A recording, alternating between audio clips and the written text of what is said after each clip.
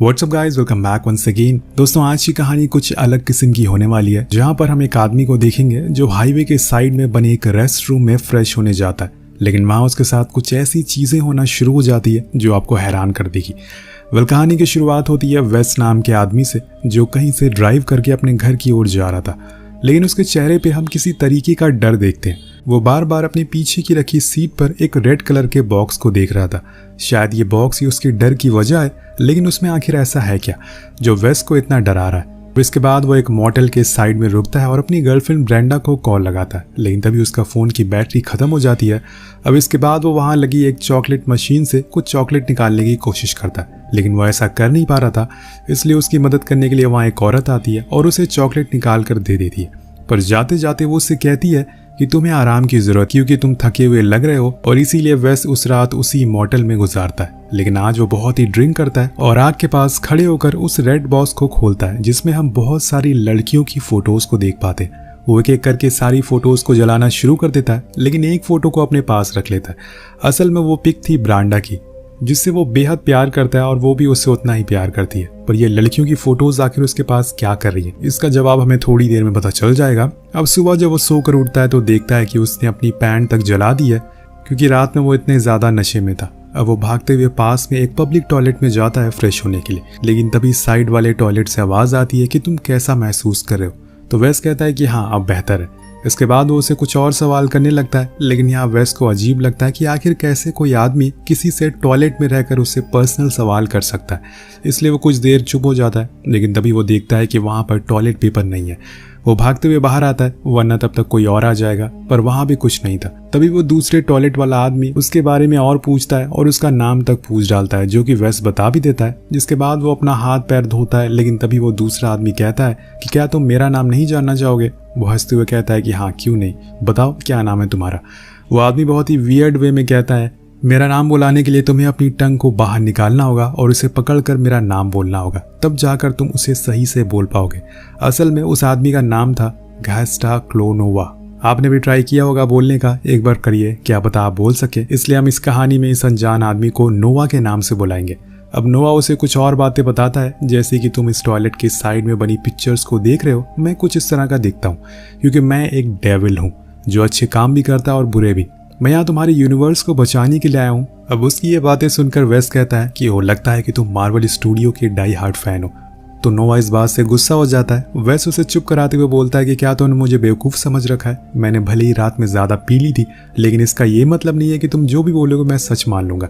अब ये बोलकर वो उस पर हंसना शुरू कर देता है, लेकिन नोवा उसे बताता है कि तुम अभी मुझ पर हंस रहे हो, लेकिन मैं जो चीज़ें कर सकता हूँ वो शायद तुम कभी सोच भी नहीं सकते। तभी वेस को अपनी पॉकेट में ब्रांडा की फोटो मिलती है, जिसे वो किस करता है और फिर वहां से जाने लगता है, क्योंकि अब बहुत हो चुका था। वो पहले से ही इतना परेशान था और ये सब बातें उसे और परेशान कर रही थी।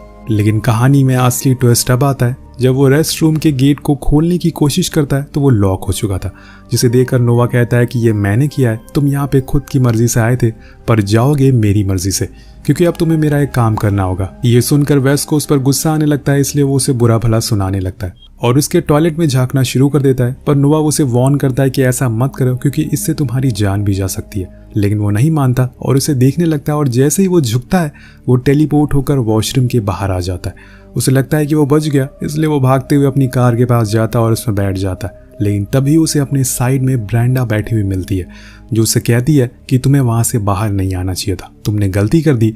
और ये बोलते ही उसकी आंखों से कुछ अजीब सी चीजें बाहर आने लगती है, जिसे वेस बहुत डर जाता है और तभी अचानक से वो फिर से टॉयलेट के अंदर पहुंच जाता है। ये सारी चीजें देखकर वेस बहुत ही परेशान हो चुका था। वो नोवा से पूछता है कि मुझे पता है कि तुम एक सनकी किस्म के इंसान हो और तुम ये सब मुझे परेशान करने के लिए कर रहे हो, यहाँ तक कि वो उसे गे तक कह डालता है। लेकिन नोवा कहता है कि मैंने तुम्हें यहाँ पर नहीं बुलाया, तुम खुद आए हो और मैं बहुत ही ज्यादा पावरफुल हूँ। अगर तुम्हें इस बात का अंदाजा लगाना है तो एक बार खिड़की से बाहर जाकर देखो। अब वेस जब बाहर देखता है तो वहां पर वॉयलेट कलर की लेयर रेस्ट रूम के चारों ओर फैल गई थी और वो अब टॉयलेट के अंदर भी आ रही थी। अब ये देखकर वो हैरान था कि आखिर ये चीज क्या है।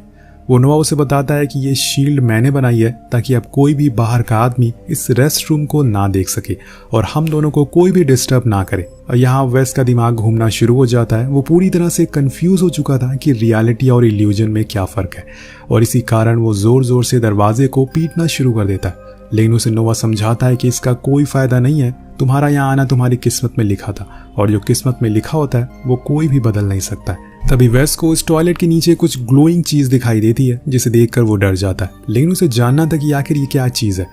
अब वो उसके करीब जाता और उसे देखने की कोशिश करता है, लेकिन वो बहुत ही अजीब थी, आकार में बहुत ही ज्यादा बड़ी भी। लेकिन तभी नोवा उसे वार्न करता है कि तुम मुझे देखने की जरा भी कोशिश मत करना, क्योंकि अगर तुमने मेरा रियल फॉर्म देख लिया तो उसी समय तुम्हारा दिमाग फट जाएगा और तुम मारे जाओगे। इसलिए वो फौरन उससे दूर हो जाता और उसे यहाँ पे इतना तो यकीन हो चुका था कि ये कोई इंसान तो नहीं है, क्योंकि उसके पैर नहीं थे। लेकिन ये फिर है कौन और इसका मकसद क्या है, यही सब जानने के लिए वेस और हम दोनों ही बेकरार हैं। तभी यहाँ वेस को एक शाफ्ट दिखाई देता है और वो यहाँ से बाहर भागने की कोशिश करता है।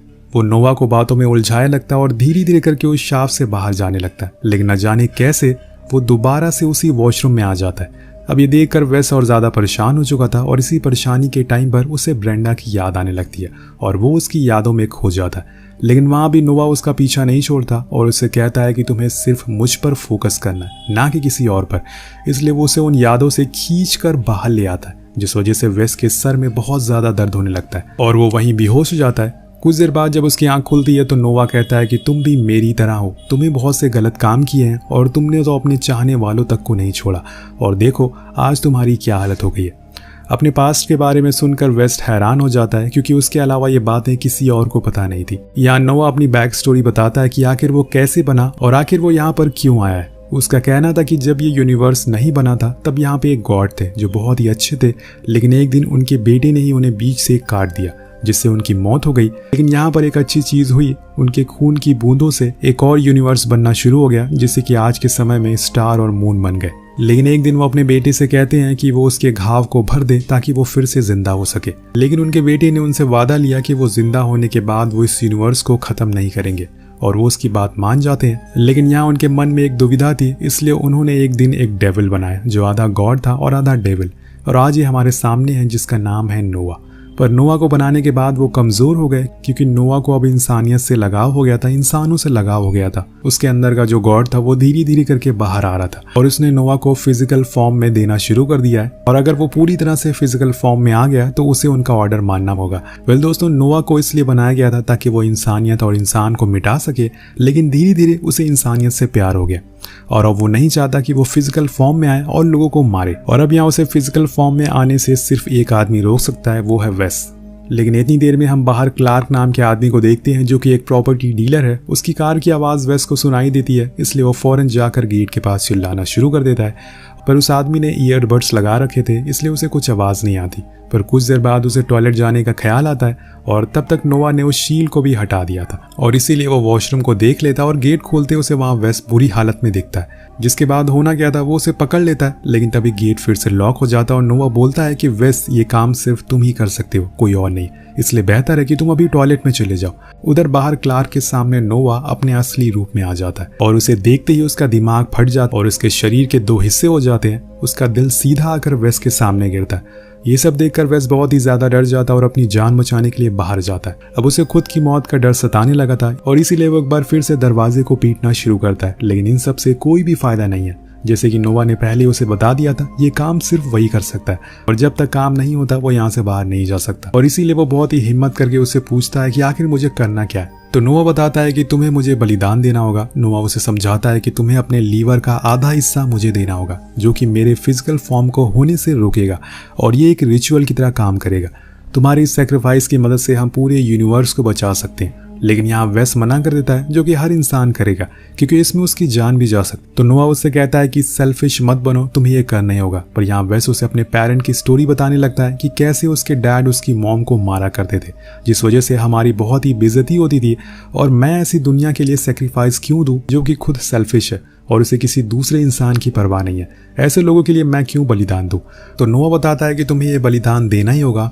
इंसानों का लीवर दोबारा से जनरेट हो जाता है, इसलिए तुम मरोगे नहीं। लेकिन वो फिर भी मना कर देता है। तब नोवा उसे समझाता है कि तुम्हारे ना कहने से पूरी दुनिया खतरे में आ सकती है। मैं उस गॉड को ज्यादा देर रोक नहीं सकता। जिन्होंने मुझे बनाया है वो किसी भी समय यहाँ पर आ सकते हैं लेकिन वेस को कुछ फर्क नहीं पड़ता। इसके बाद यहाँ वेस अपने पास में चला जाता है, जहाँ वो अपनी मॉम को देखता है जो उनके डैड की वजह से खुद की जान दे रही है, और अपनी माँ को खोने के बाद से वो हर किसी से नफरत करने लगा था। बचपन से ही उसके अंदर एक शैतान पनप रहा था, वो बड़े होकर अपनी पीक पर आ गया। और तभी वेस नोटिस करता है कि जो फोटोज उसके पास ब्रेंडा की थी वो ब्लर हो गई है, और इसीलिए वो नोवा से कहता है कि वो ये काम करने के लिए तैयार है, पर वो पहले एक बारी ब्रेंडा को देखना चाहता है। अब यहाँ नोवा उसकी यादें दोबारा से रिस्टार्ट कर देता है, और यहाँ हम दोनों को एक साथ बैठे हुए देखते हैं। पर तभी एक दिन हम वेस को किसी का खून करते हुए देख पाते, और वो कोई और नहीं बल्कि ब्रेंडा थी, जिसने असल में वेस का वो रेड बॉक्स खोल लिया था, जिसमें उसे उन लड़कियों की फोटोज मिल गई जिसे वो मारा पीटा करता था, और फिर बाद में उनके टुकड़े करके खा जाया करता था।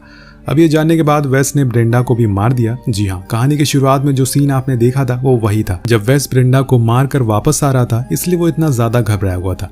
लेकिन यहाँ अब चीजें बदल गई हैं। अब धीरे धीरे समय पास आ रहा है, गॉड वॉल को तोड़ना शुरू कर देते हैं, जिससे नोवा वेस से कहता है कि तुम्हें जल्दी करना होगा, वो किसी भी समय यहाँ पर आ सकते हैं। लेकिन यहाँ वेस ने अपना आपा खो दिया था, और वो उल्टा चीख चीख कर उन्हें बुलाना शुरू कर देता है, क्योंकि नोवा उसके दिमाग से उसकी सारी मेमोरीज को इरेज कर रहा था, जिसमें उसे बहुत पेन भी होता है, जिससे कुछ देर बाद उस जगह पर दीवारें पूरी तरह से टूट जाती है। लेकिन यहाँ इतने में वेस अपने लीवर को निकाल कर नोवा को दे देता है, जिससे कुछ देर बाद सब कुछ शांत हो जाता है। वो रेंगते हुए बाहर आता है, तो यहाँ वो पहली बार नोवा को देख पाता है, जो किसी डेविल की तरह दिख रहा था। पर तभी सब कुछ ब्लैंक हो जाता है, और अगली पल सब कुछ शांत हो जाता है। वेस यहाँ से रेंगते हुए बाहर आता है और रेस्ट रूम का गेट खोलता है। तब उसे नोवा की आवाज आती है कि अब सब कुछ सही हो गया।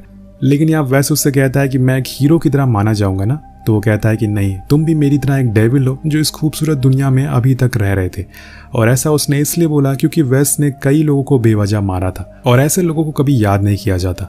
जिसके कुछ देर बाद वो अपना वहीं दम तोड़ देता है और कहानी अंत हो जाती है। बेसिकली दोस्तों, ये कहानी काफ़ी यूनिक कॉन्सेप्ट पर बनाई गई है। पहले इसकी एंडिंग दो तरह से हो सकती है, जो आप खुद डिसाइड कर सकते हैं।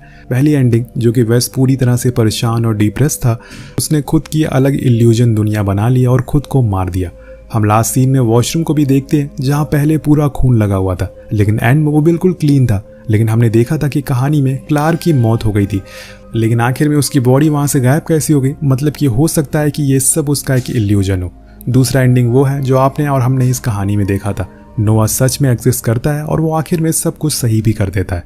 वेल, आपको लग रहा होगा कि नोवा ने वेस से लीवर ही क्यों मांगा, उसका दिल क्यों नहीं मांगा? तो कहा जाता है कि गीक मिथोलॉजी में लीवर सोल का रास्ता होता है और उसमें इंसानों का डार्केस्ट इमोशन छुपे होते हैं। ये भी माना जाता है कि लीवर इंसानों की करेज, स्ट्रेंथ, उसकी खुशी और उसकी वेल्थ भी डिस्क्राइब करता है, और यही कारण था कि नोवा ने उससे लीवर मांगा। आपको कहानी कैसे लगी नीचे कमेंट करके जरूर बताएगा। मिलते हैं अगली वीडियो में। Peace out.